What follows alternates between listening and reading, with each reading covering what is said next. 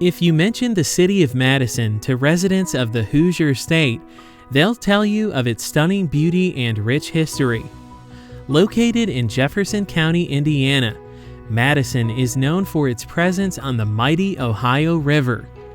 Founded in 1809 while Indiana was still just a territory, the easy access from the Ohio River and the Michigan Road allowed the city to grow and flourish.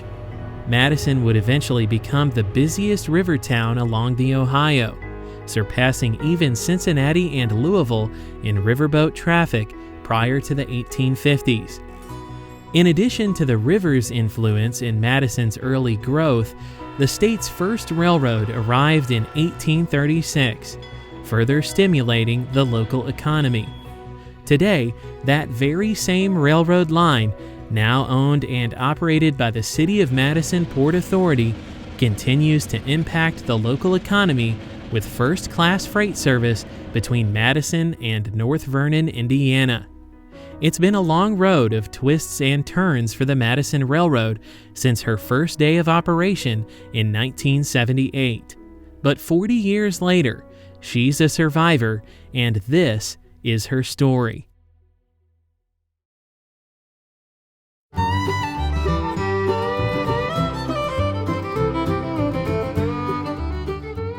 By 1816, when the state of Indiana entered the Union, many ambitious canal and road projects were breaking ground across the United States, including the Erie Canal.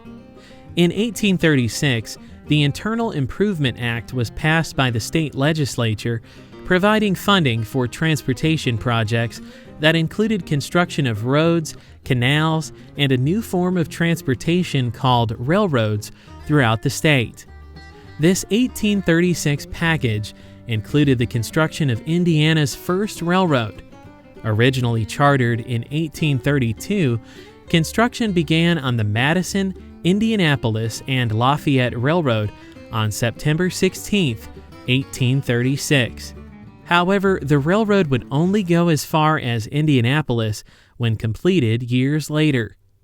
With the arrival of the railroad, Madison would continue to prosper as a riverfront city. But the state-funded project faced an incredible obstacle in reaching the growing city: a 413-foot drop in elevation over a distance of 7,012 feet between North Madison and the Ohio River. The Madison Incline is the steepest non-cog grade in North America. It has been in existence since the early 1840s. When they broke ground here originally in 1836, the reason they chose Madison was, as you looked at a map in the State House when they were passing the legislation to build a new railroad, they looked at that map and determined that Madison to Indianapolis was the shortest distance. Madison as a riverfront was considered to be the future of Indiana. It exceeded river traffic more than Cincinnati and Louisville combined at the time. But eventually the incline was the Achilles heel in the railroad. At the time the incline was built, they had done their engineering and determined that it would be no issue climbing this hill. However, after the first train went down the hill and back up the hill, they determined from then on that they would start bringing the cars up one at a time with horses and mules. To take the cars down, they would let them drift down on gravity and operate the handbrake. As you can imagine, with wet leaves and winter days, there was several accidents and several dead hogs at the bottom of the hill multiple times. With it being so steep, as soon as other railroads popped up, such as the line from Jeffersonville to Indianapolis, lines from Cincinnati, from the Ohio River, all the way up to Indianapolis, the line suddenly found itself into several receiverships, bankruptcies, and mergers. The fact that the line is in existence is the sheer determination of people in this area that kept this line going. And eventually it came back, and the railroad had to adapt through the years to how it came back. Successful for 2 decades leading up to the Civil War, the railroad went into decline and was sold at foreclosure in 1862. Early on, the railroad developed a cog system to help prevent runaways. But this system proved to be unreliable due to seasonal changes affecting the infrastructure. Eventually, Reuben Wells, the chief mechanical officer of the Jeffersonville, Madison and Indianapolis Railroad, invented a 10-wheel steam locomotive with a special boiler designed specifically for the Incline in 1868. The locomotive was used in operation on the Incline until 1898, serving 30 faithful years with no major incidents. The JM&I would fall under Pennsylvania Railroad ownership in 1915, prompting changes in motive power up the hill. When they got to the proving ground, there was a Y on the old Pennsylvania Railroad. They would Y the steam locomotive, put it back on the train, and they would come into town tender first. We can't find any pictures of a steam locomotive facing south coming into town. In those days, the railroad was very, very active. Yeah. So as a little, some of my earliest memories, we lived there till I was 7 years old. But when I was 4 or 5 years old, you remember, what's that? Well, it's a train. Mm-hmm. And it was not uncommon for kids to go down and watch the trains going up and going down, because a lot of people also worked at the state hospital from the west end of town. They simply walked up the railroad cuts, and there was a stairway. It's still there. It's still there, where you got off and walked up. Then in the 1950s, EMD got together with Pennsylvania Railroad and designed two specialty, what they called Cadillac locomotives. They were SD7s that were weighted down with extra weight. In addition, they designed a new wheel slip system that actually dropped the load off completely so the engine would stop its electricity going to the wheels, sand automatically, and then once that sand was applied, the load would go back on those motors so that they didn't lose momentum. That later production move of automatic sanders was put into every EMD locomotive after that. In addition, they also had Gardner Denver design a 6-cylinder compressor. That also later became a production model compressor that was put in more locomotives, but the first two were in those SD7s. By that time, I was in college. See? So you probably I went to college the fall of 50. So you were in high school, you watch steam engines, you go away, get an education, right. You come back, and steam engines are gone. While I was in high school, they started building a power plant. And by that time, so much stuff was going on down there associated with the power plant, stuff coming in and going out by river, and also stuff coming in by rail. Sure. Going in and out of there. There was all kinds of activity in the west end of town, and it was just going on all the time, It was busier than normal. It was very busy. Yeah. Very busy.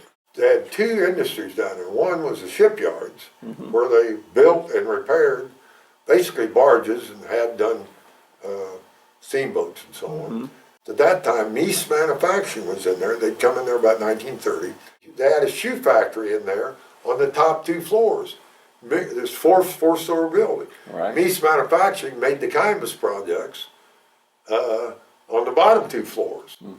And that's what's now Meese Arbitron done. They bought it out and moved it to the hilltop. Right. But when they moved up there, they were making canvas products. And then they got into the plastic, making stuff out of plastic. Yeah. Though the Pennsylvania Railroad was prosperous throughout the 1940s and 50s, decline started in the early 1960s when the heavily regulated railroads faced fierce competition against trucking companies on the newly constructed interstate highway system. President Dwight D. Eisenhower's Federal Aid Highway Act of 1956 marked the beginning of the modern transportation era, spawning thousands of miles of newly constructed roadways across the United States. In addition to the interstate highways taking a toll on the railroad industry, airlines were another contributing factor for the decline of mainline passenger service. This prompted the mergers of several Class I railroads in the 1960s, including the Pennsylvania Railroad and the New York Central System. The two former rival companies tied the knot in 1968, forming Penn Central Transportation. Because both railroads had similar routes and geography, branch lines on the Penn Central with less traffic were neglected for more favorable routes. As a result, because of the steep incline grade and the lesser freight business on the Madison branch, Indiana's first railroad line was completely forgotten and in serious jeopardy of being abandoned. By the 1970s, the entire Penn Central system was falling apart. Going bankrupt due to poor business practices and the declining market at the time, the railroad couldn't maintain track and infrastructure on many of its lines throughout the Midwest. Service on the Penn Central system was constantly being disrupted and delayed by daily derailments. During this time, the condition of the Madison branch was deplorable, and many of the shippers in the city were becoming concerned that they would forever lose their only connection to the nationwide rail system.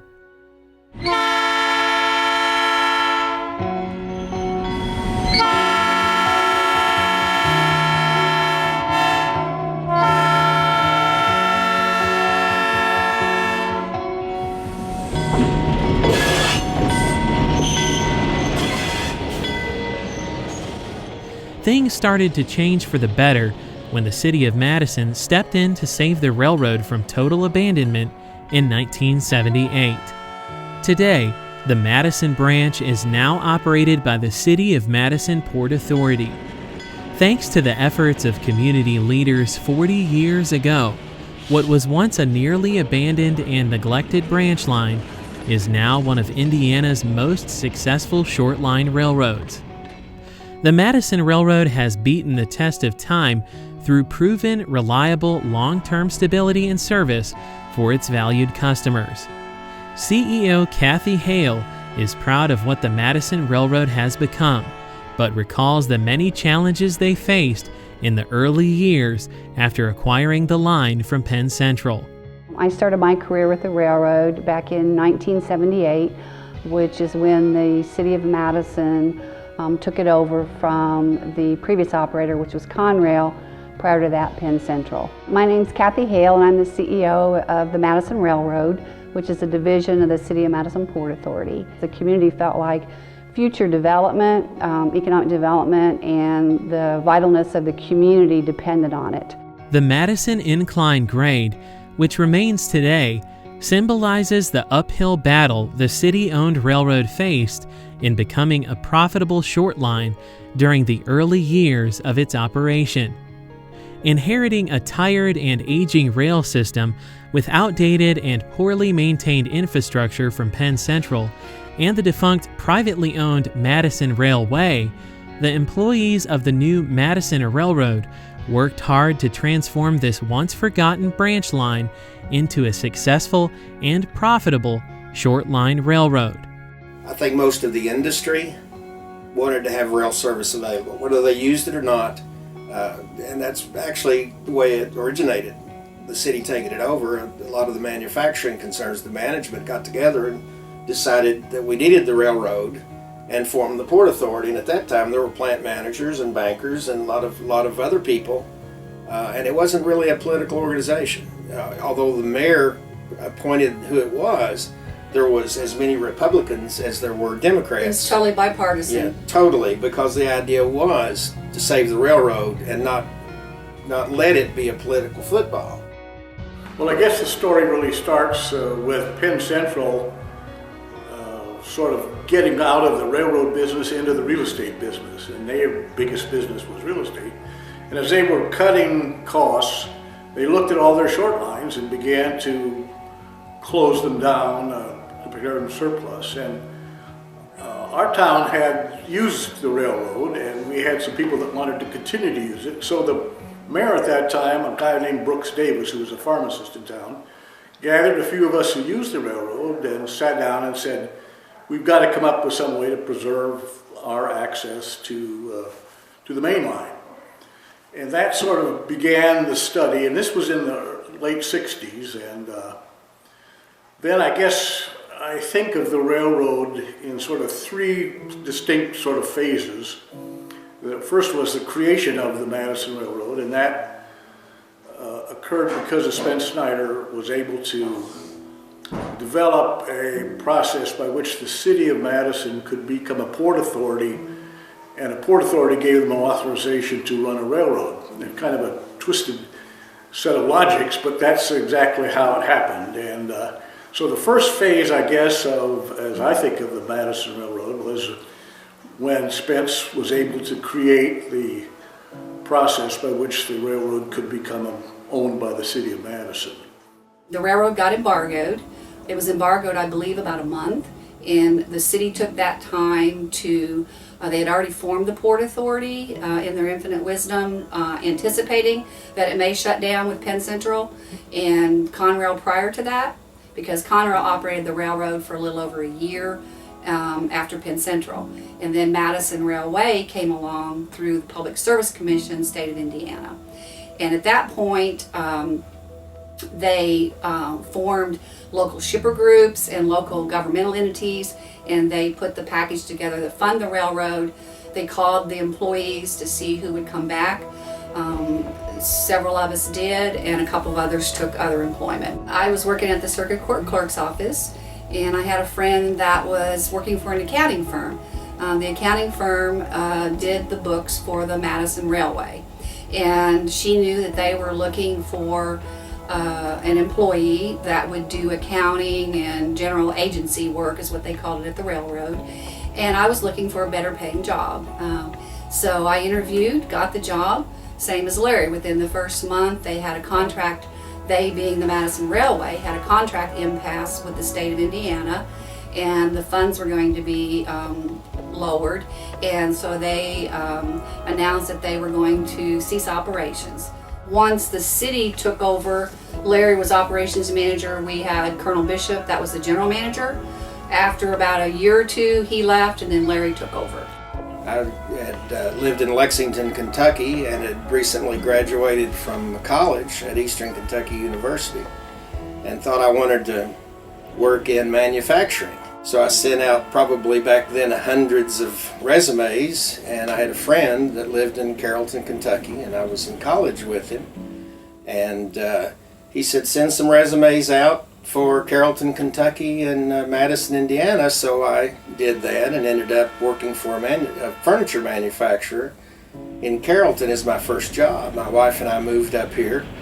Immediately realized that I did not care for manufacturing, and the person that I worked for at the furniture factory had a difference of opinion with the president and left. And one evening I got a call from her and said, she asked me, have you ever thought about going to work for a railroad? Mm-hmm. And I was quite surprised, because she had left the furniture factory and had gotten a job at Madison Railway in Madison, Indiana, which was the railroad prior to Madison Railroad, the city-owned operation. And so I said, well, I've never really given it a thought. And so I interviewed for the position. It was the nebulous title of manager trainee. We had a great interview, and my wife was there, and we really related well to the owners of the railroad then, and thought for sure it was a positive move. And then I had another opportunity pop up, and they called me about the railroad job, and I actually turned it down. And then the second opportunity didn't pan out, so I'm sitting there thinking, well, I've made a big mistake. I'm stuck in manufacturing, which I didn't like. And so a couple of weeks later, I got a follow-up call, and we talked, and they had actually made it more worthwhile if I came, and made the change and went to work for the railroad. And lo and behold, it was just a few weeks. We found out that they were going to close operations. With Penn Central Transportation's bankruptcy occurring in 1970 at a loss of over $2 billion in today's currency, a plan was developed by the United States Railway Association to save the railroad network under the provisions of the Regional Rail Reorganization Act of 1973. The outcome was that the federally owned Consolidated Rail Corporation, also known as Conrail, was formed to take over railroad properties and operations from Penn Central, with a final system plan being developed in 1975 to thin the massive rail network of unprofitable branches. This further put the deteriorating Madison branch at risk, as it wasn't included in the final system plan. The Penn Central Company, which was the holding company for all Penn Central transportation properties, would retain ownership of the now landlocked branch line. The track between North Vernon and Columbus had been abandoned in the spring of 1976, forcing the rail customers in Madison to utilize the Baltimore and Ohio Railroad as a secondary Class I carrier. This increased shipping costs, and many feared the fate of the railroad was hanging in the balance. That same year, 2 years prior to the creation of the City of Madison Port Authority, a privately owned short-line railroad company called the Madison Railway was formed and selected to operate what was left of the branch line between North Vernon and Madison. Track conditions continued to deteriorate, with the last major maintenance project being completed in 1964 by the Pennsylvania Railroad. With the help of government subsidies under the 4R Act of 1976, Madison Railway would operate the line for 2 years under a lease agreement. However, in 1978, the Public Service Commission and the Madison Railway reached a contract impasse, and Madison Railway announced plans to discontinue service. As a result, the operation was shut down, and Penn Central was planning to abandon the entire line between Madison and North Vernon. It was during this time that officials in Madison began to consider operating the railroad themselves in order to maintain service to the community. Spence Schneider was asked by city officials to represent the railroad as their attorney and assist with the petition and hearing. By that time, it was apparent that the state just said, we're not going to subsidize these people anymore. They got a drop-dead deadline.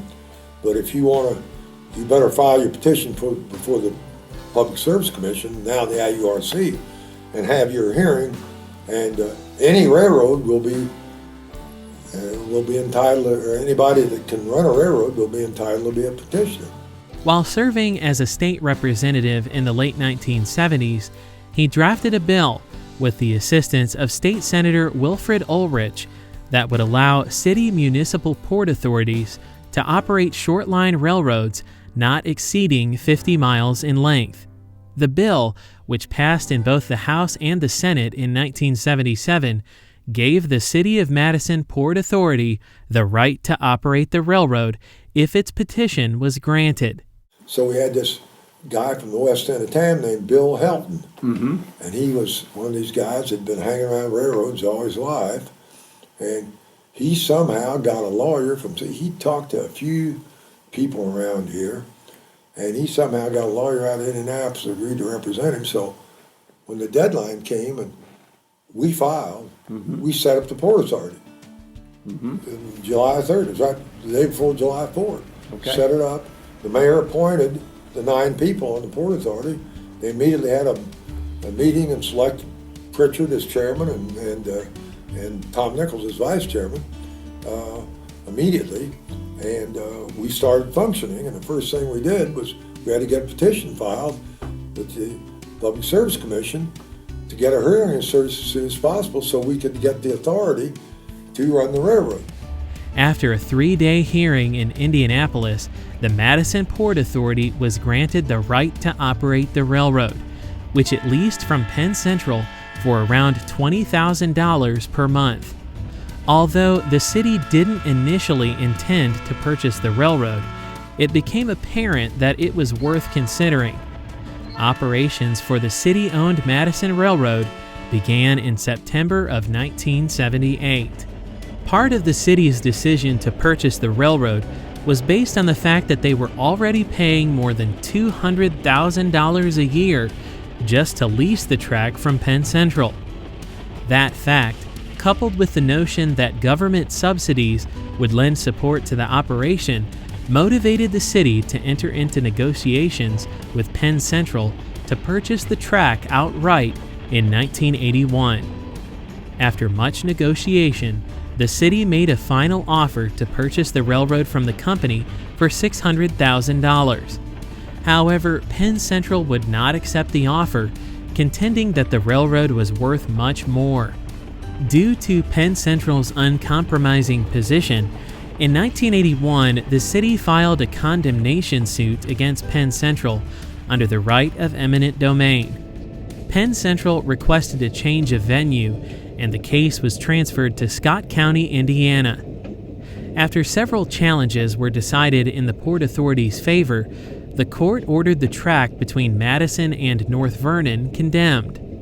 That ruling meant that the railroad could then be appraised by the court, and the final appraised value would be paid into the court, allowing the Port Authority to purchase the railroad from Penn Central. Penn Central appealed the purchase price, and the court set the matter for jury trial. It wasn't until March of 1984, after a 7-day trial, that the Scott County jury approved a final purchase price of the railroad for $307,000. Penn Central's evidence had exceeded $1 million, and the holding company made a critical mistake by cashing the Port Authority's check before the trial ended, forfeiting their right to appeal the verdict. I didn't understand. It's the only case I've ever had like that in almost 50 years. I didn't understand. And their expert lawyers from Indianapolis office didn't understand. By them cashing the check, we had satisfied all the conditions in the trial to accept full possession of the track and go on. It was our track from the instant we paid the money in. They screwed up. See, they thought they were going to drag it out some more and somehow squeeze some more money out of us. Right. And they didn't get it done.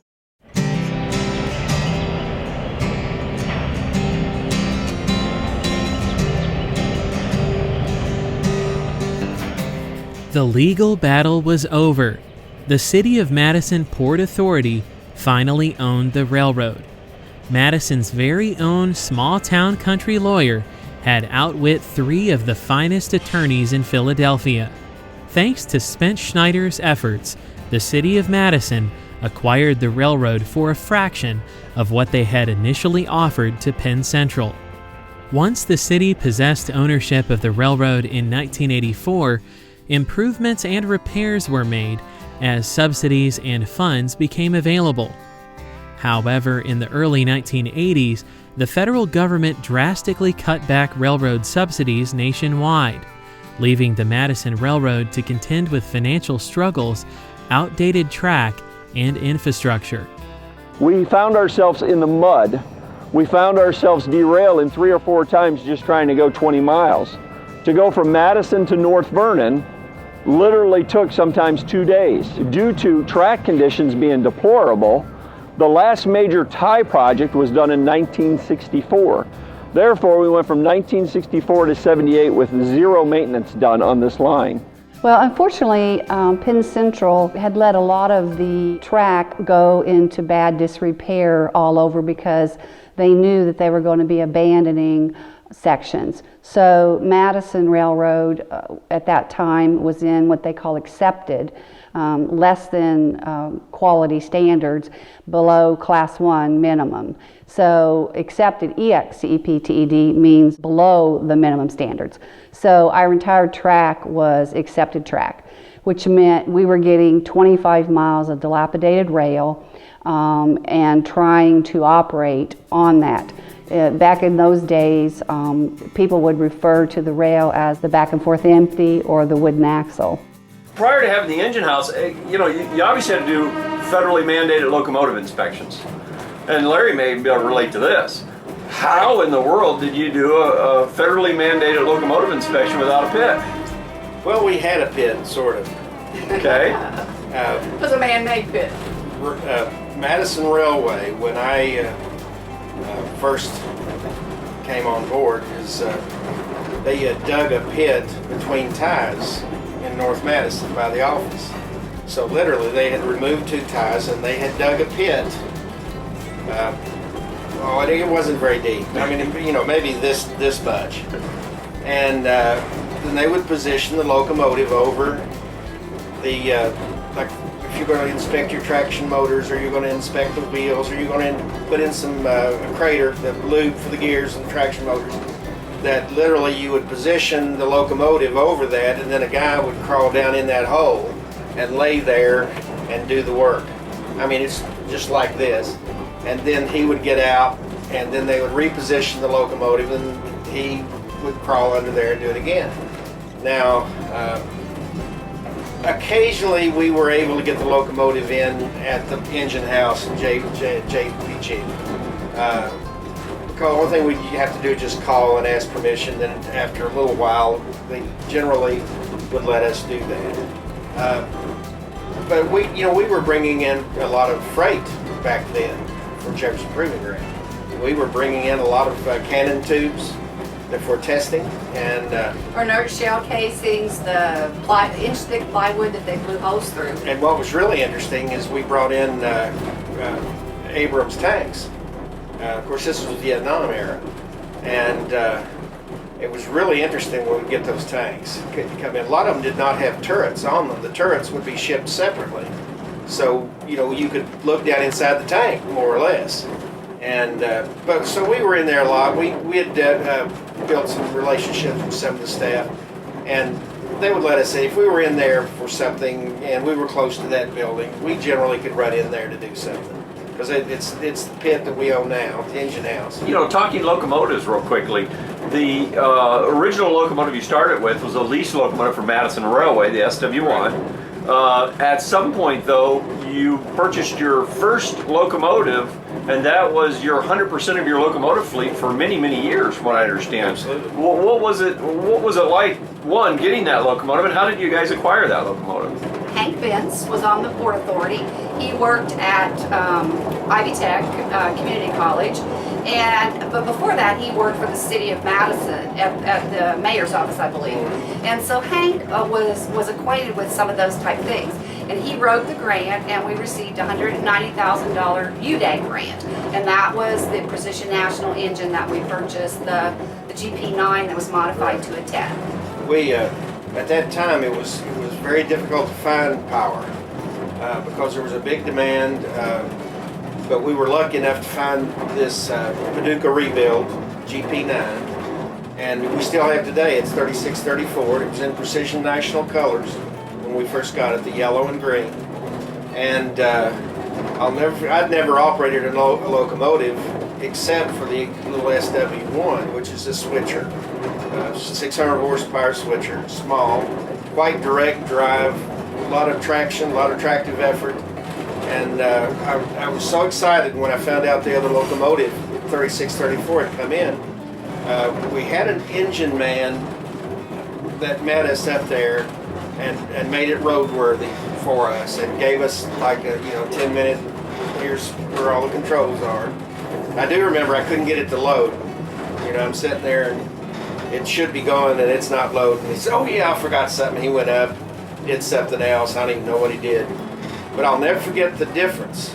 I thought, we've got this little NW or SW1 that was an old worn out unit, and here's this nice rebuilt GP9, and I said, I don't like this because it wouldn't load. It just seemed like take forever, and it was so slow building up steam, as it were. And then I found out that there's also a switch on that for switching and road, and I did come in on road, which is nice, smooth build up for traction and all this kind of stuff. So we put it over on switching, and then I had that more immediate connection to the wheels, similar to, but not as direct as the SW1. But something else I wasn't used to is the SW1 had coil spring suspension on the trucks. So that thing was like really hard. It didn't bounce. It just was not comfortable. As you're riding down the road, if you didn't have that nice padded engineer's seat, it beat you to death, literally, because the rail was in such bad condition, and it would jerk from the kinks and the cross-level problems and things. But then when I got in 3634, once I got across the diamond in North Vernon, we were on regular track. Man, this thing's wonderful. It's like going from a go-kart to a Cadillac. But oh, we were so proud when we got that we were a real railroad when we got that one. That's the only unit we had for a long time. And when it broke, we had to get it fixed as soon as possible. And that's something we just couldn't happen. It just couldn't. We couldn't fail to serve an industry because they would kill a small railroad like us. So early days of operations. Can you both share a little bit on what it was like to run down the incline? I mean, Larry, you were an engineer. Kathy, you would see them coming in, I'm sure, white-knuckled some days. What was an average day on the Madison Railroad like running down that incline? And what's some of the scary things that you remember that just like really caused you to have white knuckles? What I mentioned earlier, I didn't have a lot of experience doing that. And the train crew, the Madison Railway train crew that was training me, was telling me the stories about this and was telling me how dangerous the hill was and really setting me up. And then one of them went over to a cabinet in the locomotive and he opened it. This was when we were first in training, and after they told me this story about the runaway train, one of them, and I can't remember which, went over and got a cardboard box out of someplace in the cab of the locomotive, and they were just talking to me, and they were taking their rings off, taking their watches off, and taking their wallets off. All the train crew was in there. There was two of them and me, and they're putting it in the box, and they handed it to me and says, "Well, put all your valuables in here." And I'm sitting there thinking, what in the world is going on? And I said, "What's this for?" He said, "Well, if we ever have a runaway train, the last survivor gets the whole box and all the personal items." And of course, my face, isn't that, dangerous? They rolled and was just laughing. It was a big setup. So years later, Bob Center, when Bob and I were the train crew, we used to do that with newbies when they'd come on, or we'd get somebody from the community. We would always try to pull that on. Imagine seeing their faces. For me, just before I became an engineer in Madison Railway and before I came to work for them, they had actually had an incident on the hill where they had a brake failure with the locomotive that they were running, and they were running the duct work, not duck, but ducks down from Rexnord plant, and they lost the brakes on the train, and there happened to be a TV crew on board that was filming the whole thing. It was a Louisville channel, and the train started building up speed. The brakes failed. The engineer ordered everybody off the train, and the train went all the way down to the bottom of the hill, ran all around the curve, and went to Weinberg's scrapyard, which was distant south end of the track, and hooked up to a gondola that was setting down there by itself. And we were very, very fortunate that it went through the grade crossings by itself, and no one was injured. The train crew, the TV crew actually Jumped, didn't they? They jumped, yeah. When the engineer ordered them off the train, they literally jumped. I wrote it a number of times, but when you're managing the office and inside, and you're listening to the moves on the radio, and when something unusual is going on, you pick it up, your ear picks it up because you're always listening. And there was one time when Bob Center was inspecting the track, and all of a sudden I noticed that the radio, he started to say something and everything went blank. And I don't know what I thought I was going to do, but our offices were there at Scott Callicott by the foot of the incline, and I just took off running down the incline.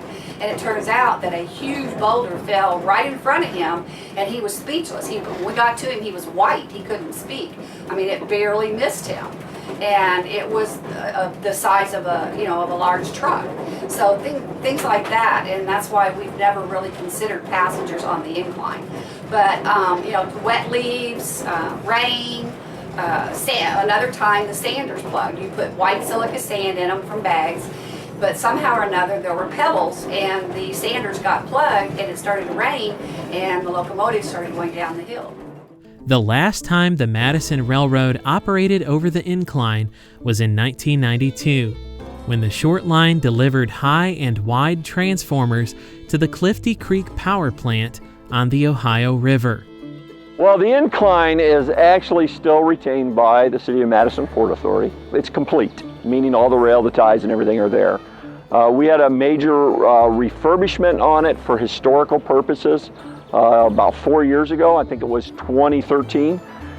When that was complete, it was open to the public for hiking and what have you. However, there are dangers of falling rock in the middle cut. The middle cut is very undercut. At the time that the railroad was built, some of the techniques that the railroad used were not what we would do today. Normally you would cut back a hill at an angle. This was somewhat straight up.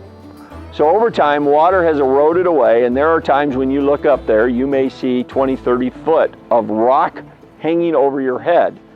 So we still have quite a few rocks that fall in that location.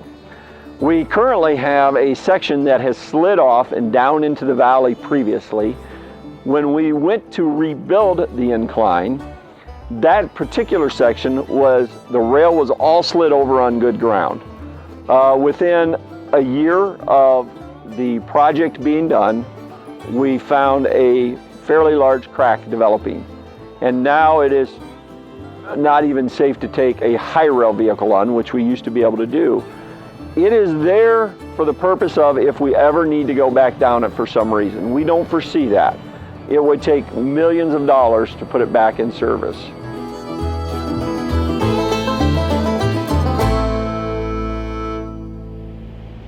Though the incline was a major challenge to maintain and operate in the early days, the Madison Railroad faced other track and infrastructure challenges over the entire 25-mile main line. Poorly maintained track, ties, bridges, and crossings had to be repaired. Finances were tight, and the railroad could only make minor improvements, but with the help of local industries and state and local governments, the railroad was able to maintain operations during the difficult times of financial uncertainty. Grants allowed the Madison Railroad to make small but necessary infrastructure upgrades that would eventually open the pathway to becoming a successful and reliable transportation company. In 1988, Larry Keith, general manager of the Madison Railroad at the time, was leaving to pursue a career in hospital administration. Kathy Hale was promoted as the new GM and soon began attending meetings and railroad conferences. This is where she met Bob Shaw of the Algiers, Winslow, and Western Railway.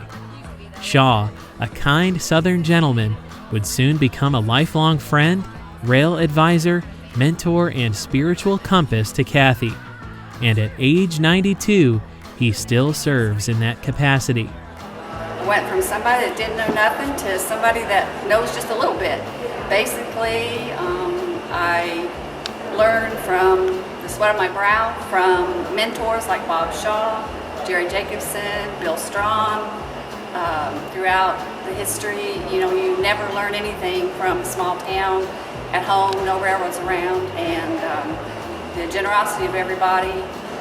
Just a little at a time, and you have your mentors like Larry Keith, Jerry Thaden,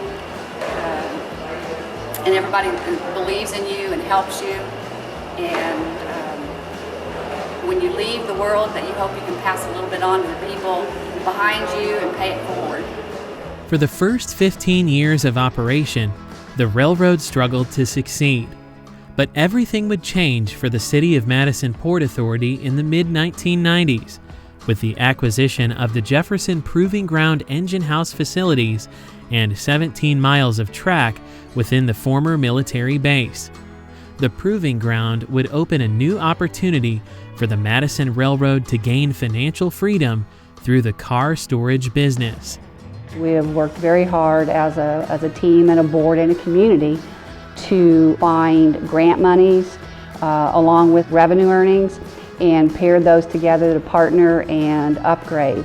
We've been able to do a number of projects to where we were eligible for some grants, and then we had some of our own funds.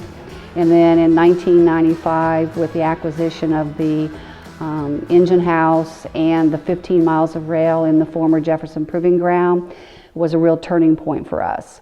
I realized the value of the rail out here. My intentions were that the facility with the acreage would be an economic development boost, but until such time we would be able to fill it up with rail cars and earn revenues from car storage. The car storage has developed and flourished and allowed us to accumulate funds to where we upgraded and replaced 2 railroad bridges and upgraded 3 others to 286,000 pound. In addition to putting in 5 miles, we took out the old 85-pound rail and upgraded to 115 pound. And then in some areas it was only 70 pound. So we did manage to upgrade the last miles to the 115 pound. And any new crossings we put in, we're also putting a 115 pound rail in. And so all of our track is a minimum of 100 pound rail. As you can see here, the rail is a 115 pound Steel Dynamics rail, which was built in Indiana. This was just laid 2 years ago. This is part of the infrastructure that we built because this was 70 pound rail. Could not handle the larger 286,000 pound cars. So with the new rail, we are ready for service. We are ready for customers in Madison. I think the biggest single change I've seen with the railroad has been the ability to upgrade the facilities. Rails provides more engines without needing to go to the public for any funds. We're self-sustaining and have been that way for a good number of years, which I think is a very positive step for the railroad. I believe the real benefit for the railroad has been the ability to upgrade the track, upgrade the bridges, so that we can provide a different service. We can handle heavier loads. We can provide to the city the ability to offer to a potential customer, as an example, railroad service, which I think would be very limited without the ability to upgrade like we've done. If you look at economic development, if a community doesn't have a railroad, for instance, Madison Precision Products, Century Tube, Lowe's in North Vernon, none of them would have located in our communities without rail service, because if there is a trucker strike or if prices go up, they want to know that they have the rail as a backup, or to say to the truckers, you know, if you don't keep your price in line, we can use rail. And while that doesn't pay our bills, it does equate to a number of jobs for the community as a result of the rail continuing to be here. Railroad here in North Vernon, that's what made North Vernon, was all the different railroads. The industry grew because of the railroad. That's really what made our nation, was the railroad. My name is Mike Oakes. I'm the mayor of North Vernon. I feel that the Madison Railroad is very vital to our city because of the impact that it has on the different industries that we have. Hilux is very important because of the products they receive from the Madison Railroad. If it wasn't for the Madison Railroad, we wouldn't have the industry that we have. And I'm very glad that they're here. And I'm glad to be a mayor of this town that has the opportunity to provide the service that the Madison Railroad can do. I would like to think that things are starting to pick up now, because they're starting to see that the rail is a better way to ship. It's more productive. You can ship more by rail than you can by road. The nice thing with us being an in-point short line is that we work directly with the Class 1, so that you have a better customer service, more connected to the cars and the shipments that are being put into the industries. So we're right there. When you call us, it's not a customer service desk, 200 miles away. It's a service desk that's seeing that exact crew that day in regards to the switching moves they're going to make. So on our behalf, we find ourselves available to our customers 24/7, where a lot of the larger railroads you're going to be talking to a help desk. Unfortunately, we have people here in Madison that work very hard and we're creative to keep the railroad going. For a while it took City of Madison and North Vernon and the 2 counties to help, but over time the railroad became self-sufficient. In fact, the railroad has become a lot more independent as far as finances, and done very well in the last several years, and that's good. There have been businesses coming in both communities that have a need for railroads. They have rail transportation, rail deliveries, and that's been a good thing. I know there's a particular business in North Vernon wouldn't be there if it weren't for the railroad. There are several hundred jobs sitting in this particular factory. It's a plastic factory. The raw material is delivered by rail. It's a much more efficient way to do it for them. It saves them money. They started out with several hundred jobs, and since then they've added on another recycling plant that's another couple hundred jobs that are involved in that too. It's one of, not the, but one of the bigger employers in North Vernon, and a lot of people make a living by doing that. I mean, they wouldn't be able to do that without the railroad being there. So it's been very important. There's been other industries and businesses that have looked in this area, and they haven't always needed the railroad at that particular time, but they wanted the railroad available in case their business came to the point where they did need rail service. So they wanted to have that access available even if they weren't using it at that particular time. My name is Casey Good, and I am the administrative manager here for Madison Railroad. This is my 18th year with the Madison Railroad. One of my primary functions is customer service and customer interaction. I work closely with Brian Vance at Hilux Poly on making sure that he receives the rail cars that he is in need of. We can provide a specialized service for Hilux, specifically if they request a certain rail car in a certain position within their spur. We can go out and set that up and make sure that that material is located in that specific spot. That's important because they have different melting points that the plastic inside the rail car melts at, and it helps them produce a better product. So another customer of ours is Mod Roto. They don't ship as many cars inbound for them. We probably interchange with them about once every 4 to 6 weeks, depending on their demand. Work closely with Marilyn Fancher. She communicates with me when they are getting low on their rail car and when it's ready to be pulled. Since they don't have as many rail cars on their siding, they like to make sure that as soon as the rail car is empty, that it is returned. So again, communicating with her on a very routine basis to make sure that they are supplied, and that when their rail car supply is empty, that empty rail car is pulled as quickly as possible. We pay very close attention to detail. We want to do anything that we can do to help draw those customers to locate in Madison. Several years ago, we had a county commissioner that went on record fighting for the railroad and the importance of the railroad being in Madison. It is a huge draw for companies that want to locate here. We had a company that located and basically said they came to Madison because the rail was here, and that's vital. As far as economic development is concerned, it's a check mark that we have a viable railroad here. And you know, exciting thing it connects communities. As you well know, it already brings in some goods to I know at least one of our businesses, and the other thing is we can use it as an incentive because some of the spurs that are not being used today could, you know, if we got down the road and we needed that, we know that would be an option for someone. So it's a very viable part. We talk about the railroad all the time. It's just a fantastic thing that we like to talk about here in Madison. Well, the first thing was just nobody ever thought our railroad would still be around. And the fact that 40 years later we're still here and not abandoned, scrapped out. The next memory would be the acquisition of the Jefferson Proving Ground, where our dreams started to become true, where we didn't operate in the red anymore and we were in the black and we could actually start fixing up the line. My dream was to make everything 286 compliant as years went on and be able to do what we needed to do to the railroad bridges. And one piece at a time we've been able to do that, and to replace the 5 miles of 70-pound rail. And so last year that became a reality, and then come next year, you know, we're going to be in good shape from Madison all the way to North Vernon, and I think just completing that vision, I can at that point rest and hand it off.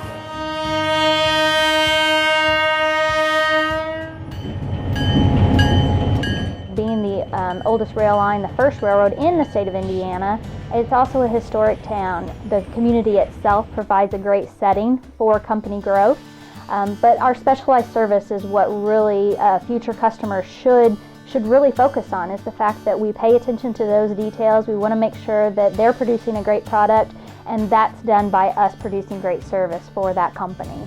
So the fact that we're here locally, if they want to reach out to us or even get in their vehicle and drive from into town out here to the proving grounds where our offices are located, they can do that and not have to worry about going very far distances to other company headquarters. They're going to deal with us.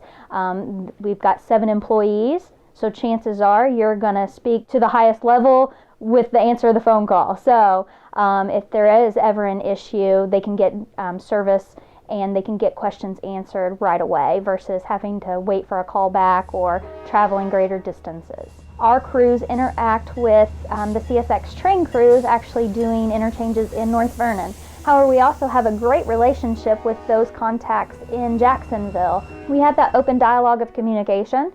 It just helps all customers all the way around. For us to be in the know, for them to be in the know, and for CSX. And by having those close connections, we can communicate and make both of our businesses a lot better. We are able to get our cars in and out faster now, and that's a great advantage for the customer. They like to see those cars moving, not just the inbound loaded cars, but once those inbound loads are emptied by our customers, the shipper likes to receive those cars back. Boil it down, it's all about money, and so they can get those empty cars back, refill them, and out back into the market. The Madison Railroad has come a long way since its formation in 1978. The short line has beaten the test of time through proven, reliable, long-term stability and service for its valued customer base. With a strong and experienced management team, the Madison Railroad is ready to serve your transportation needs. For more information on our history, services, and motive power, visit our website at madisonrailroad.com. The Madison Railroad, celebrating 40 years of local service nationwide.